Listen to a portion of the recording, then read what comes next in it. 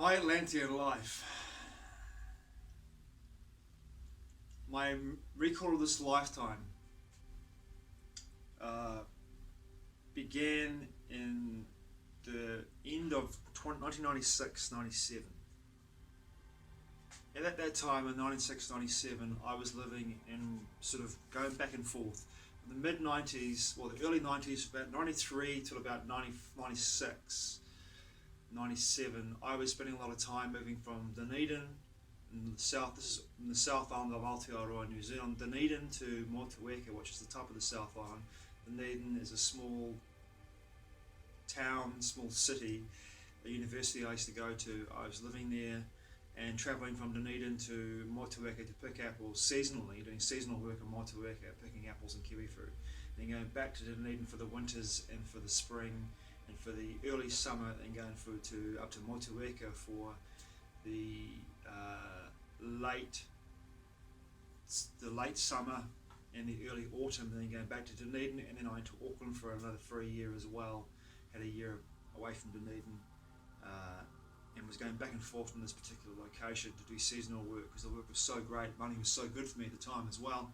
I really enjoyed the experience of being there in Motueka, in Nelson and Tasman Bay region, top of the South Island, because the people that I was meeting there were resonating with me, the spiritual connection that I was creating in my life and the spiritual awakening process that I was having in my life. The people that I was meeting in that particular region at the time, it was like a vortex, a magnetic vortex of bringing people together all on the same level, who were going through various degrees of spiritual awakening processes. And at that time, in the mid-90s, early to mid-90s, it was a melting pot of incredibly powerful energy, with people from all around the planet drawn to be there, as this energy and this conflux of energies moved around in the region and brought people from all over the world, and travelers, sages, teachers, authors, speakers. It was incredible at the time to be in that part of the world. It's changed a lot. I mean, there is a small element of that still going on there, but it's very underground now. It's not so much like it was in the mid-90s, and Nelson and Motueka and the whole region was just alive, effervescent with this energy, and these people were everywhere in that community, in that part of the world, part of this country. So in 1996-97, I was working in the region, and I was travelling around the region early summer. So I hadn't come up there for the late summer. I had left Auckland in the spring of 1996 to travel around the country to see the parts of the country I'd never seen before, in my own country, before I went overseas. And I was going to go overseas. My intention was to travel overseas in 1997 and just go and not come back, pretty much. I was just going to leave the country and travel for however long. You know, I had no intention of coming back to Aotearoa, New Zealand, after seeing everything I wanted to see. So I hitchhiked around the country, around the islands, for almost 7 months, looking at things, going to places, doing hikes, checking out things, going to places I've never been to before, checking out the most amazing locations, meeting people, just having a great time. So I got wind of the idea that there was going to be a party on top of the Canaan Downs, which is a Takaka Hill. There's this region on top of the Takaka Hill called the Canaan Downs, which I've done a video on before. A very special place with piezoelectric ley lines going through there, and piezoelectric vortexes all over the place in this particular location. And I didn't know at the time anything about this information. I just knew there was going to be a party up there, and I wanted to be a part of it. So I went up to the Canaan Downs earlier in the piece. Got to know someone in the Nelson region who was putting the party on, this festival, I should say. And I decided to go up there and work on the land, and to give them a hand to set the party up, to get a free ticket to go to this festival. This festival was called The Gathering, and they had most of the gatherings before this down in the Motueka Valley region. They called in-train parties and sort of other little festival kind of gatherings, psych trance parties, house parties, house music parties, but more around the psytrance kind of element. At the time in this part of the country, in Nelson region, Motueka region, Tasman Bay region, it was more, there was a huge psytrance movement. So I got to work at this festival. I was working there for about a week before the festival started, and the festival happened proper. And during the festival, I have done a video on this already, but I will try and give some brevity to this. With the real essence of what I want to get to is the story after what happened at Canaan Downs, and how my Atlantean lifetime recall came through the next year of my life really proper, then onward through to Awful Arcade Books when I published the book and wrote the book SANCTUM, which was me recalling pretty much the final moments of my lifetime on Atlantis, in another level of existence, multidimensional existence happening right now. But I wrote about it in the past tense in that book, because for me it was like accessing Akashic records of my lifetime and seeing that lifetime and writing about it as it was happening right now, but in the past tense. I hope that makes sense.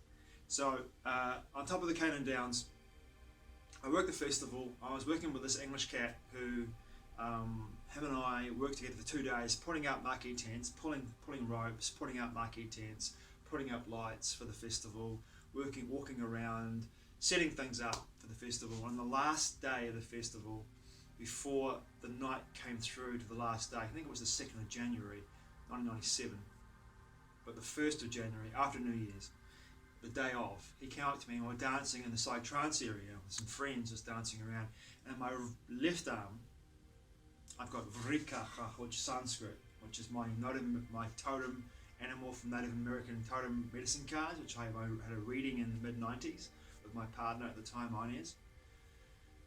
And my medicine was wolf, my interior medicine was wolf. So I had Vrikacha tattooed on my arm, Sanskrit. I've been drawn to Sanskrit from all my life, the language itself, the Vedic texts, the Vedic language, the Vedic culture. And it's a whole new story, a whole other story about that. But anyway, back to Vrikacha on my arm. He saw it and said, "Oh, that's Lysaeus, ancient Greek. Lysaeus, ancient Greek, for wolf." I knew that because I've got a double major in anthropology and classical studies from Otago University. So I knew what he was saying. I knew what Lysaeus is. I knew that Lysaeus was wolf. In my mind, in my head, as soon as he said that name, Lysaeus, I heard a name in my head, like an echo. A man's voice. Phareus. Phareus. It was in 3 parts, 3 syllables. Phareus. Wasn't one word. It was like a mantra. I heard it in my head over and over and over again for hours and hours and hours.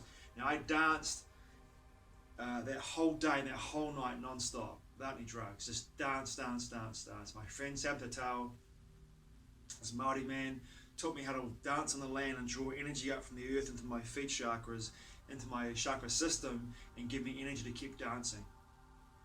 Keep dancing the whole night through. I danced all the way through the next day. And the voice was continuing, the mantra was in my head the whole time. Phareus, Phareus. And then boom, it was gone the next morning. I went to sleep, I woke up next day on the 2nd of January in my friend's car, Antaku's car, in her car, and the mantra was gone, it was over. It's gone. Now, about 2 months later, I was still Paul Ronald Reed at the time. I was living my life as, and labeling myself Paul Reed at the time. But 2 months later, the Festival of Possibilities happened in Nelson in early March, 2nd week of March, I think it was. And I went to that festival. I went there every year for 3 years, and I loved the Festival of Possibilities, for the people that I'd meet there, the workshops that I would do there. Very spiritual, very conscious, very grounded. Some new age kind of stuff was happening there too, which was a bit too far out for me. But most of the stuff that I experienced at this festival, the Festival of Possibilities, was incredible. The people that I met, the workshops I did, the the experiences that I had, the information that was shared with me. I soaked it all up like a sponge, and it just made me feel so much. I was in the right place at the right time, always. Now, I was listening to a seminar in the hall they had at this location, which is this beautiful location in the Nelson region. I think it's a colonial village. It's an old colonial kind of village. At a hall there, and I remember sitting in this hall, sitting down and watching this person talk. I can't remember what the lecture even was, to be honest, but there was someone sitting on the other side of me, like on the other side of the hall, that I saw right away. The moment I saw her, I was just instantly drawn to her. I couldn't keep my eyes off her. And that wasn't a sexual thing. It wasn't like I'm really hot for her, you know what I mean? It was just, I just saw her. I mean, there's something about that person's resonance. I could feel it. I was just drawn to her. I was drawn to her energetically. My eyesight was drawn to her. I just couldn't keep my eyes off her. And she was with somebody else in regards to a partner as well. They were there together. I just couldn't keep my eyes off her. There was something about her that just drew me to her. The festival went on for 3 days, and that was the first day. On the second day, I saw her again at the festival, and I had to find a way in my mind and in my heart to express how I felt, because it just felt like I needed to get this out. I needed to say something, then let it go. I didn't want to hang on to it. I just wanted to say something and let it go. And I had these dreams for my teenage years. I had these dreams where I had this elephant-headed, short, four-armed being would dance into my dreams, stand in my dream, and in all my dreams, it was just coming for like seconds. Come into my dream, do this little dance with his forearms, and the elephant trunk kind of spin, like we'd kind of like swing side to side. He'd just do a little dance, and then he'd just dance away, off, out of the picture. And at the time, I thought to myself, what the fuck is this? Who is this? What is this? I had this strong inclination that it might have been something to do with the Hindu cosmology. So I had a friend of mine at school, Jacendra. I said to him, do you know anything about a four-armed, elephant-headed dude? He said, bro, Lord Ganesh. I was like, who the hell is fucking Lord Ganesh? He's like, Ganesha. He's the first god in the Hindu pantheon, the remover of obstacles, the patron of the arts and sciences. And he gave me this book about that thick. About that thick. He said, here you go, read this. I was just like, okay. So I had Ganesh come into my dreams in my teenage years. And after that experience, I had Ganesh come into my life wherever I was going. Ganesh was just there. Images, idols, images, statues, t-shirts, everywhere I'd go, Ganesh was always with me. So I remember that he was the remover of obstacles.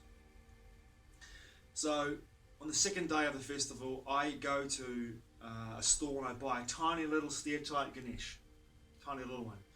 And I said to Spirit, okay Spirit, I'm going to go and approach this woman, I'm going to say something to her. Spirit moves through me and say the words I need to say in order to give this woman this stair-type, this idol, and also just let all this energy that I'm feeling for this person go. Let me say it, get it out, and let me get on with my life, kind of thing, you know. Just let it go. Just be honest. So I went up to her. I said to her, hey, listen, excuse me, this is Lord Ganesh. He's the remover of obstacles, the patrons of arts and sciences. He will remove the distance between you and I, and my love for you will always find you no matter where you are. So I gave it to her, and that was like, I just walked away. I just walked away and let it go. Didn't say anything else, just walked away. And I was like, holy shit, and Spirit really moved through me. I mean, literally just moved through me, moved my lips, and whatever I said was just purely authentic and real in Spirit, right? I left it, walked away. On the last day of my experience at the Festival of Possibilities, the very, very last part of the festival, in the late afternoon, Sunday afternoon, it was a hummingbird, which is when you have everyone comes together at the festival, holds hands, tones, oh, and then moves together and spirals inwards into a circle, into a spiral, and spirals until we're all shoulder to shoulder, and we all tone together, and then cleanse, and then we split, right?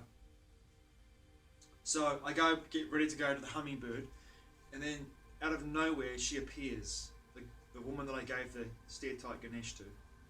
She appears and grabs my hand. So, can I hold your hand? The moment she touched my hand, it was like I had like this download, electrical sensation of like the spider's web come over my body of electrical impulses and shocks, tiny little flutterings, downloads of information.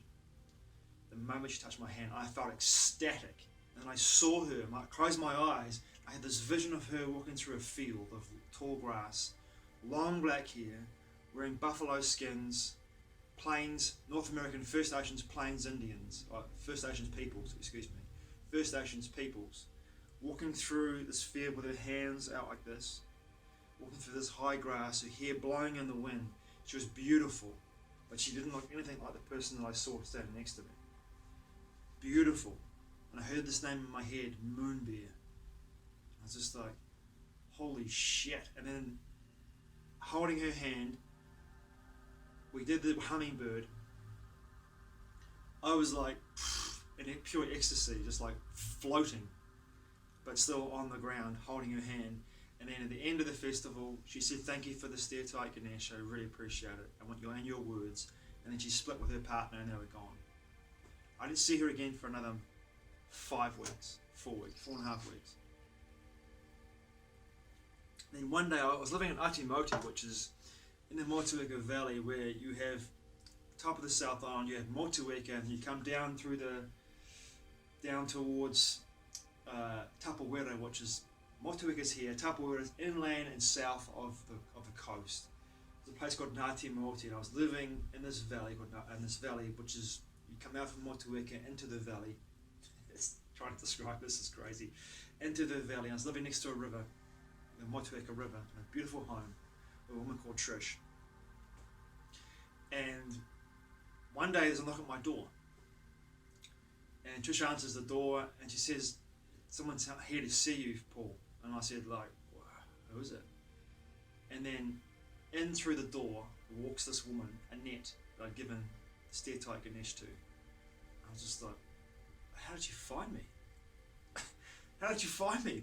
And what she'd done, she came out to Nelson and asked my friends where I was living and found out where I lived and came to see me. So Annette and I became lovers and became very close for a very short time in my life. Now Annette was instrumental to my recall of my initial memory of my lifetime on Atlantis, my last lifetime on Atlantis. I'm not saying I had more, but I'm just keeping that open, but I'm saying my last lifetime on Atlantis. Annette and I worked together and lived together for about a month. In that month in Nelson, one day we had a day off, so we decided to go into Nelson City, and we were walking through Nelson, and we went to Possibilities, which is the crystal shop, which is the name of the festival, but the shop itself is called Possibilities. It sells crystals and books and new age stuff, cassettes and videos and CDs and all kinds of ornamental stuff of the spiritual new age kind of conscious awakening experience kind of shop. We walked in there, and I remember picking up a citron crystal pendulum, and I wanted to use it because I'd never used one before. And I said, "Okay, which way is yes?" And the crystal pendulum would spin one way. Which way is no? And it began to spin the other way, and then I blacked out. I literally fainted in the store. Watching it spin around, I just suddenly had this moment, and I just fainted. I just lost consciousness. I stomped to the floor. Boom! Hit my head on the floor of the shop. Don't remember anything. Just fainted.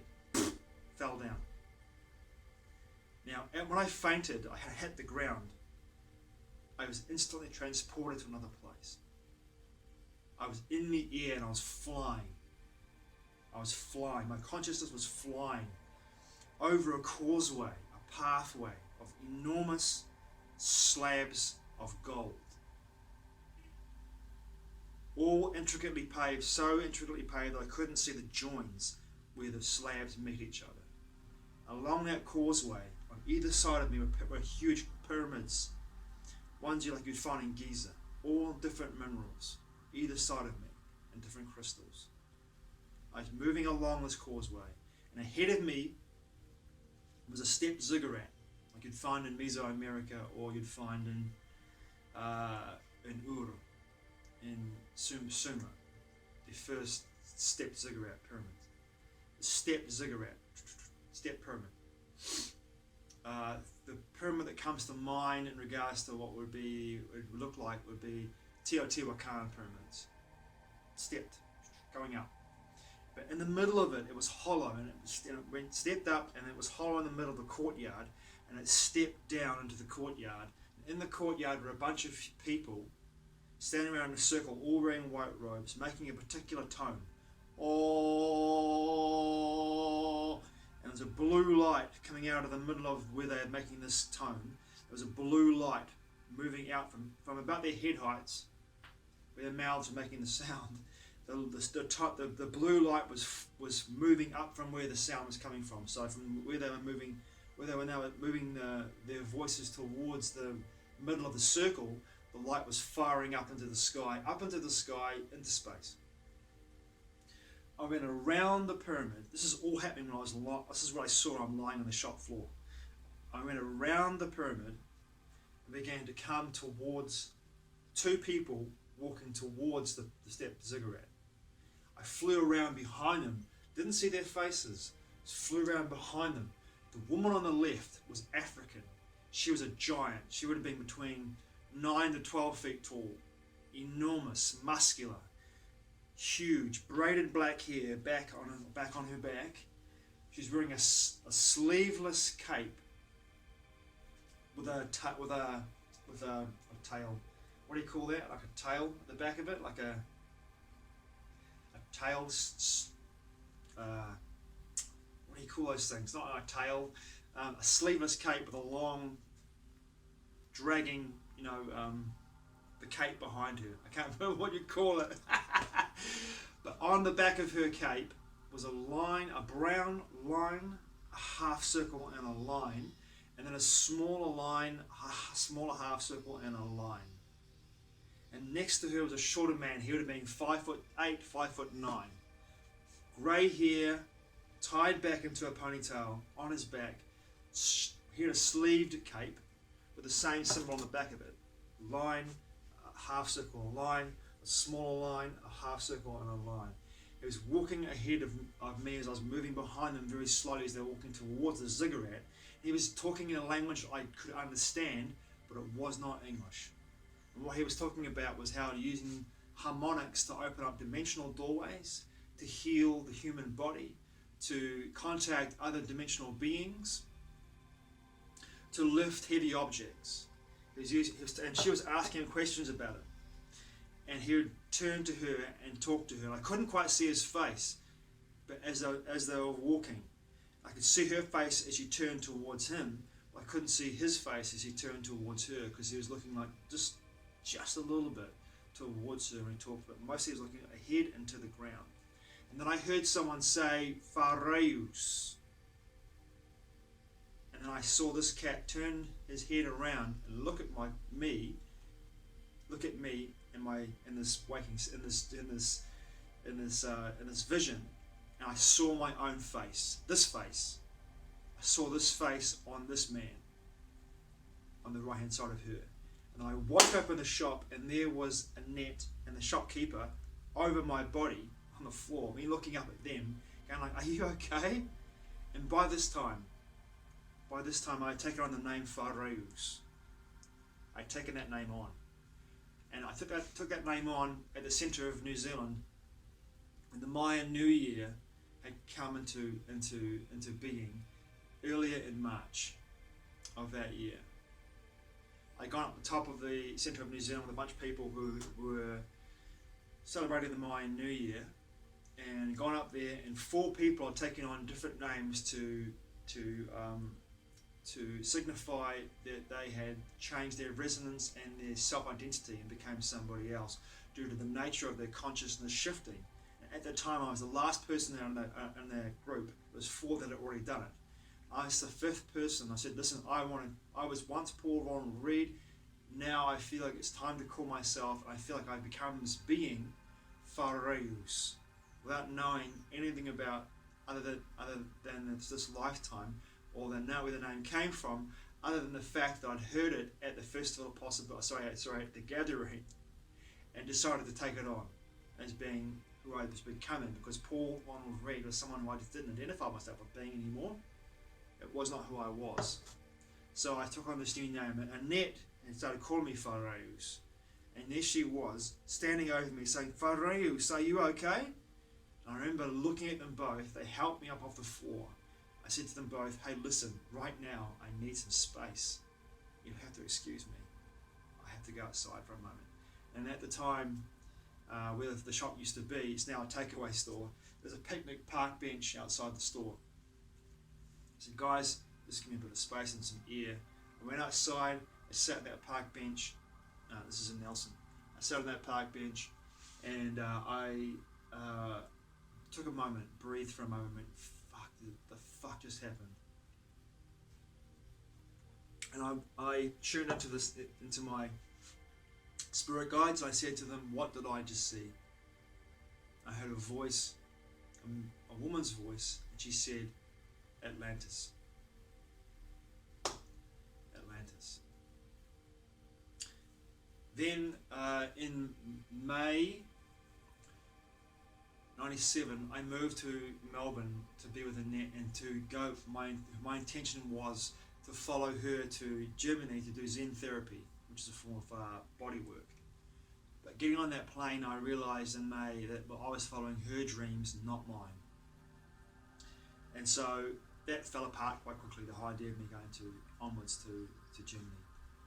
But while I was in Melbourne, I had an experience which helped me to have even more recall on my lifetime on Atlantis, and recall, most importantly, the knowledge that I had as Pharaohs, and brought it into this lifetime with the help of 2 characters. Annette, who was, in my vision, the African woman, that was Annette, incarnate, and my perception, that was Annette next to me in that vision. And in this, and the knowledge that she had learnt in that lifetime through her intention, helped me and my friend Aladdin, who I met. We finished the story, continue on the story here, but this cat Aladdin, who I had this experience with, helped me to recall even more about lifetime and the knowledge that I had in that lifetime and bring it into this one. One day, Annette and I went to St Andrew's Markets in the Dandenong Forest at the end of the Dandenong train line. Beautiful market, craft market, really cool spot, man. We rolled up there one day. This is in late autumn, and then in the chai tent I saw this cat playing guitar and singing, and I was just like, that's Aladdin. Now I met this cat travelling between Riwaka and the top of the South Island, from Riwaka across to Motueka, which is probably as far as a car drives, a 5-minute drive. I got a ride from Riwaka once to Motueka, back to where I was living at the time, and Aladdin was on the back of this pickup truck with me on this ute, and he was playing the guitar. I was like, wow, you're a real cool dude, man. And he's like, wow, you're really cool too. And we kind of had this 5-minute conversation. I saw him a few more times in Motueka region while he was there, just travelling around playing guitar to cafes and restaurants to get a meal. I saw him a couple more times, but he vanished off the scene. I hadn't seen him for a couple of years. And then I get to Melbourne and go to the Dandenong Forest and St Andrew's Market, and there he is in the chai tent. I'm like, Aladdin, what the fuck? So we headed off again and talked, and he said, listen, look, I'm living in this cabin away from the markets. It's about an hour and a half, 2 hours walk from here into the market, from the markets into this cabin. No power, no running water, but I'm living in this cabin. You want to come and check it out? And me and Annette went, yeah, we'd love to come and check it out. He said, look, next weekend, come back to the markets, and we'll go to my cabin for the night, and I'll show you where I live. I was like, that sounds awesome. So we came back the weekend after, went out to Aladdin's cabin. We walked out there. It was after the markets had finished, and it was the most eerie experience. Very eerie. As we were walking towards the cabin, there were birds calling our way ahead of us. Boop, boop, boop, boop, boop, boop, all the way to the cabin. There were birds calling as we walked towards the cabin. Eerie. So eerie. We got to the cabin. It was just getting on dusk. It was just starting to get a little bit darker, and sun was almost going down. And he goes to us, "Hey, listen, I want to show you something. So he took us for a walk away from the cabin, through the forest, and we get to this, like it was just getting on the dark. We got to this amphitheatre, natural amphitheatre, with this enormous tree stump where this tree used to be, in the middle of the amphitheatre. And we stopped there, and all the forest was around us, but the amphitheatre itself was just grass, a grass bank, huge natural amphitheatre, grass bank. We walked into it. I was like, what is this place? He's like, this is where all the peoples, the nations, the first peoples that lived in the region here would come here and have rituals here and celebrations here and meetings here, and would come here and celebrate, meet, converse, share information, share time together, go into ceremony, into ritual, and then go on this back to their ancestral lands. He said to us, but watch this. Have we not this? Like that. And the hillside, the top of the hillside, kangaroos bounced out of the grass and took off up the hill. And I was just like, wow, this is incredible. And I suddenly said to the two of them, do you want to do some toning? Aladdin said, yeah, I'd love to. And Annette went, sure, no worries. So we got onto this tree stump, Annette in the middle, me and Aladdin either side of each other. I didn't know if Aladdin could tone or not. I knew he could sing and play guitar, but we toned right away, instantaneously. And my feeling was Aladdin and Annette and I all together had a lifetime together on Atlantis at some point. Now, Aladdin and I toned, Annette was in the middle just holding space. And when the two of us were toning together, initially we were toning through every chakra in the human body, going from a very deep tone to a very high tone, moving through the body with every breath. And by the end of about half an hour, we were moving through the entire body, toning with every breath through the entire chakra system. And by this time, my third eye had completely opened up. And every time that we were making, I was seeing geometric shapes with various facets. The higher the tone, the more facets in the shape. I knew that every shape had intelligence. Every shape was conscious that we were creating, and I was seeing. Every tone was creating this geometric shape. I could see from my third eye, I could see it hovering up between us, above Annette's head. And every shape had consciousness, had intelligence, and the more facets, the more consciousness, the more intelligence every shape had, every geometric shape had. Now, when we suddenly stopped toning together and opened up our eyes, it was just dark. It was just dark enough to see each other. And he had blue eyes and I got brown eyes. We could just see each other's eyes. And the moment we opened up our eyes and looked at each other, there was an explosion above Annette's head. And out of her head came this blue squiggle, like you see on those heart monitors. You have like the in the hospitals, right? This blue squiggle exploded out of her head, and it's firing up into the sky. And then when it got to a certain point, it hit something like a concave dome hanging over the entire amphitheatre. Hit this dome. And there was a crackling sound like lightning, like thunder, like lightning across the sky. And the dome that was hovering over the amphitheatre lit up with this blue light that was transparent. You could see through the blue light. You could see through the dome hovering over the amphitheatre. And that light was permeating down over us. You could see right through it to the stars above and the tree line. but it was hovering there with an audible humming sound, audible sound. It was just hovering there. And for many minutes afterwards, we all saw this together. We all saw it hovering there. Many minutes after that happened, Aladdin said to us, I'm going back to the cabin for a joint. He split, and Nat stood there for a couple more minutes. She split. Then I got up onto the tree stump.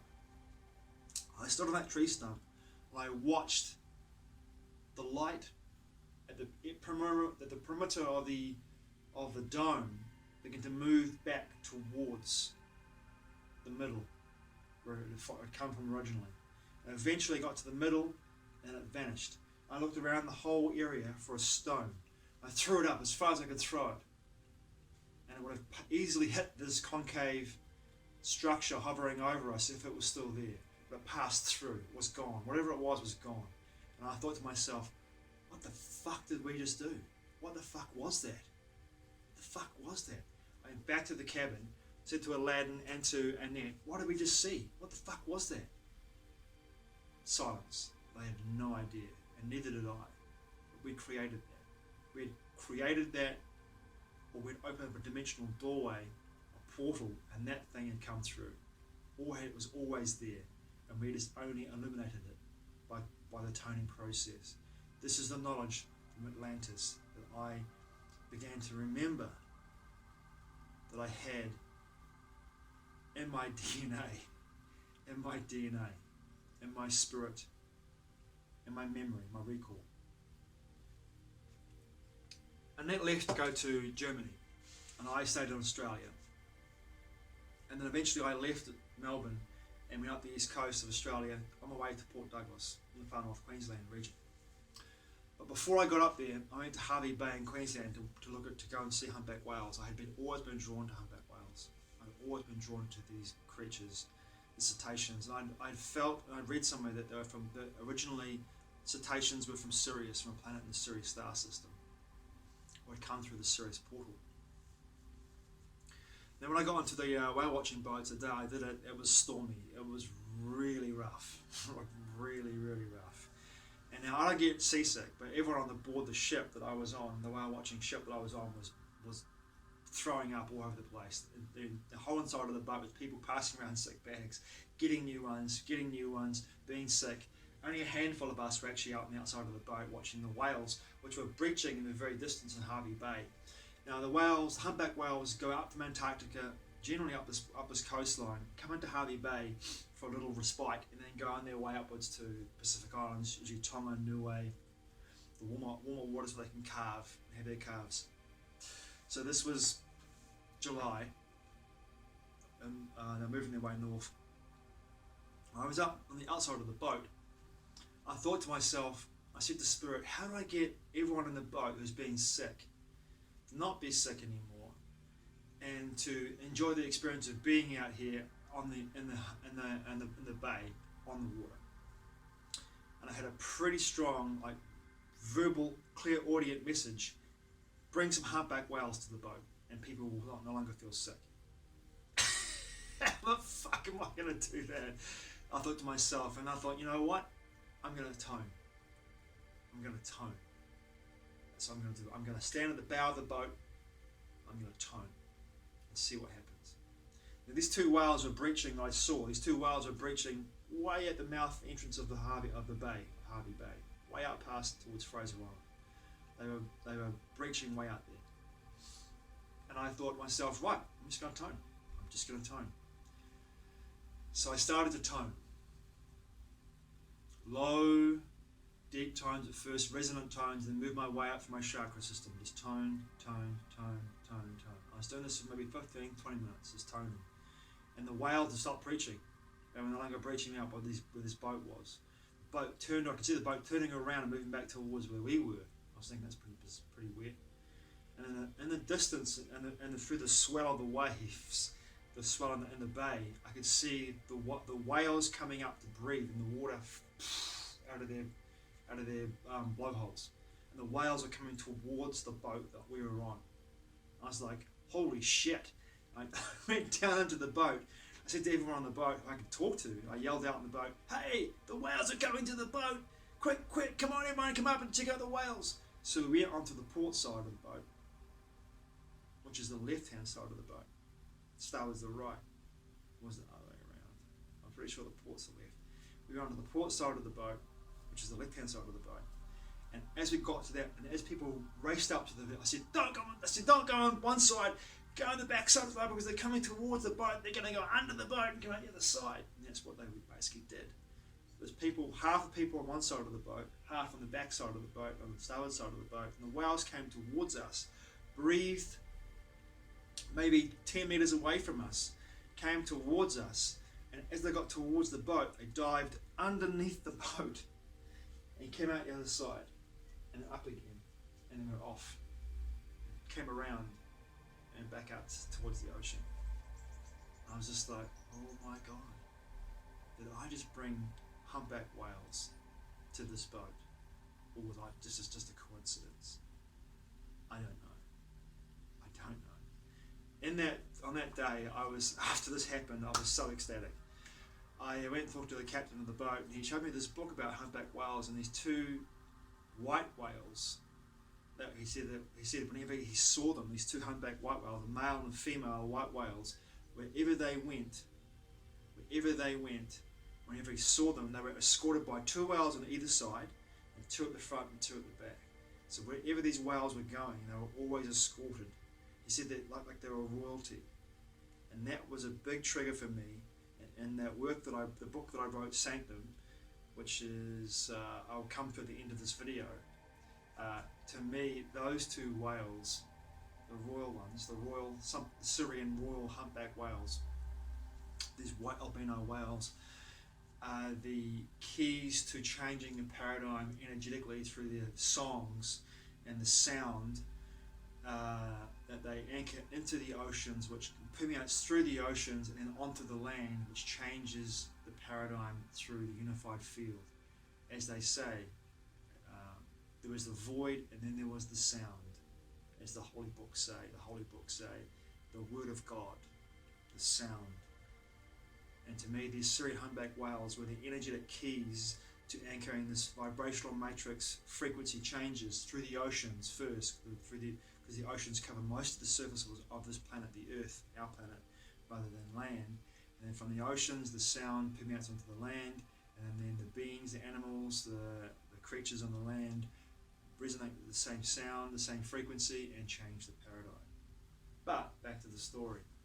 So I left Hervey Bay and forgot all about my experiences, really, in Melbourne and Hervey Bay, and just continued to live my life until I got to Redgate Beach, hitchhiking around Australia to Redgate Beach in Western Australia, where I had an experience which really scared the bejesus out of me, but also really showed me the power and the ability that I had of that lifetime to use this knowledge, but not having the understanding of what I was doing. And by doing this, having this process, by doing this process of not knowing what I was doing, just plugging in my phone here to charge it, make sure it doesn't die on me.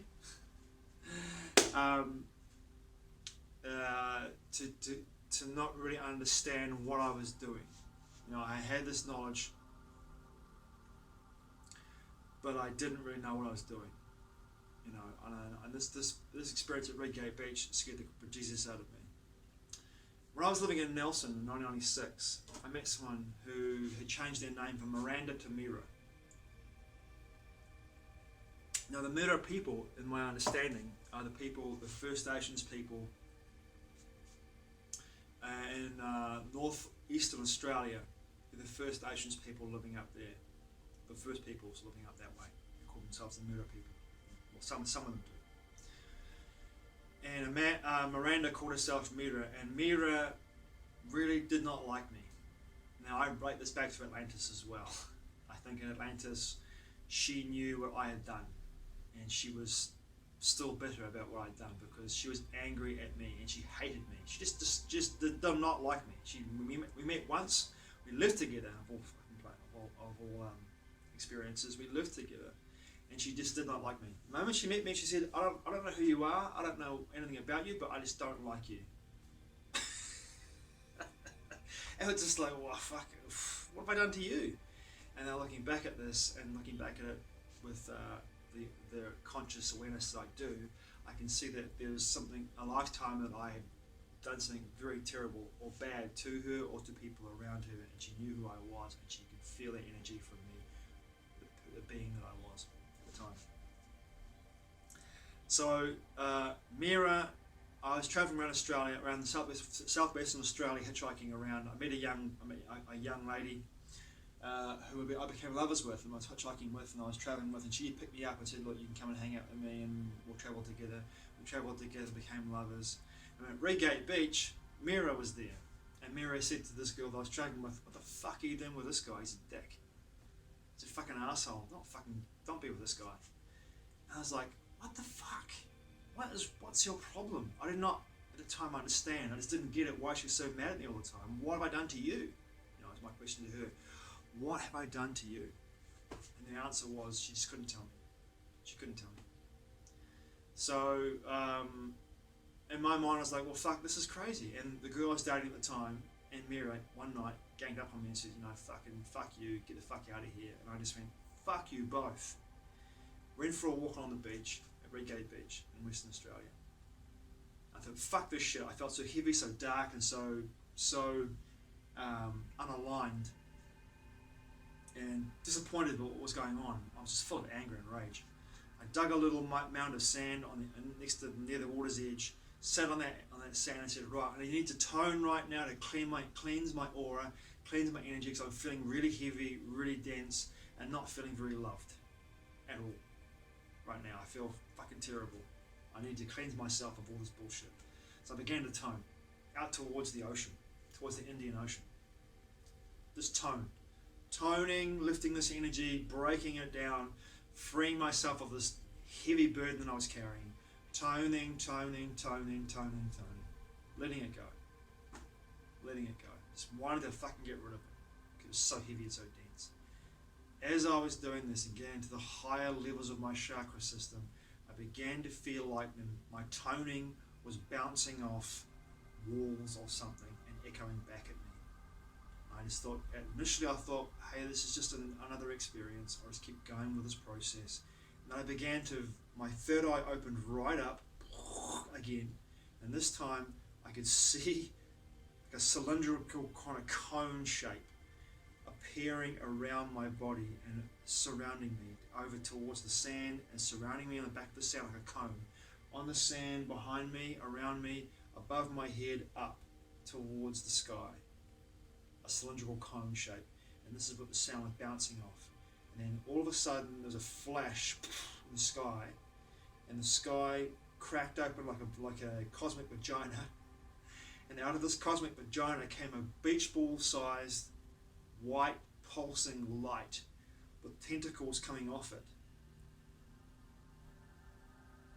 wavering in midair, and this ball of light moved down towards me. It was hovering no more than, maybe with my eyes closed I could see it hovering no more than 5 to 10 feet in front of me, in the air above me. And I stopped toning, and this ball of light with tentacles was just hovering there. I could feel this electrical shocks, like the same kind of sensation I had many years ago, with this web of the spider's web over my body, with these tiny little shocks going through my entire system, like goose flesh, and just feeling like I was under the influence of a very gentle but not a very subtle energy, and it was passing over me. I was just like, okay, right now I'm so out of my fucking depth. What the fuck have I just done? And what the fuck is that? So I initially was quiet for a few moments, thinking like, okay, I don't feel like it's going to this thing is going to attack me, but it's just hovering there. I've got no idea what it is. To which I said to this being, okay, I don't know what I've done. I don't know where you came from. I don't know why you're here, but I apologize. Please, can you go away? You're scaring the shit out of me. and you go back to where you came from. I said those words out loud, and then this beach ball sized tentacle creature being went back into the light. The light shut, closed up, it was dark again. I could feel the cone begin to disperse. And I opened up my eyes and thought, that was the moon. It must have been the moon. It has to be the moon. I was looking towards the west thinking, it's the moon. And I realised the moon rises in the east. I stood up, I could see the fire where my lover Cynthia and Mira were behind me. I see the fire behind me, and behind them over the hill towards the east was the rising full moon. I was like, holy shit, it wasn't the moon. In that moment, I realised that I was so far out of my depth in regards to what I was doing that I stopped toning altogether. I just stopped it. And I went, okay, no more. And my memory of Atlantis, that lifetime, I put it to the side. I forgot all about it for 3 years. Didn't even think about it. And then in 2000, in 2001, 2002, I began to write Sanctum for Kathy Hobbs, who was Kathy Hobbs at the time, before she got married. And for my friend Erin Dorman, when I began to write this book, I began to go deeply into the recall of my memory of that lifetime of Atlantis. And in Sanctum, I wrote about the last parts of my lifetime of Atlantis. I tapped into the Akashic records and began to remember my lifetime that I had living on Atlantis, and I remembered my part, my own personal part in the assistance of the destruction of that continent's final stages, the sinking of Poseidia, as Edgar Casey calls it. I'm not going to say I'm personally responsible for that. It's ridiculous, and it's arrogant for me to even conceive of that. But I will say that in Sanctum I make it quite clear that my actions did not help at all in regards to the destruction of that continent's final phase of existence. And my memory of that lifetime and the knowledge that I had from that lifetime in regards to my toning processes and who I was, Phareus, that's who I was, my name was Phareus on Atlantis. And in that lifetime, and in this one now, I can see that I've taken on that name in this lifetime here, because I wanted to redeem myself for the actions I had taken at the end of that lifetime and in that lifetime. I wanted to redeem myself. And this is part of my life experience as Phareus in this life, in this incarnation now, is to redeem myself for my actions in the past. And I feel as though on some level I've definitely done that. But at the same time, I still feel as though there is a way for me to go even further than that. Thanks for watching and listening to my crazy stories about my lifetime on Atlantis and my recall of my lifetime on Atlantis and how I got there and how I got to where I am today. I really appreciate it. It's a long one, but it's a good story. It's a true story. All the best. I'll tell you what. I'll see you again soon.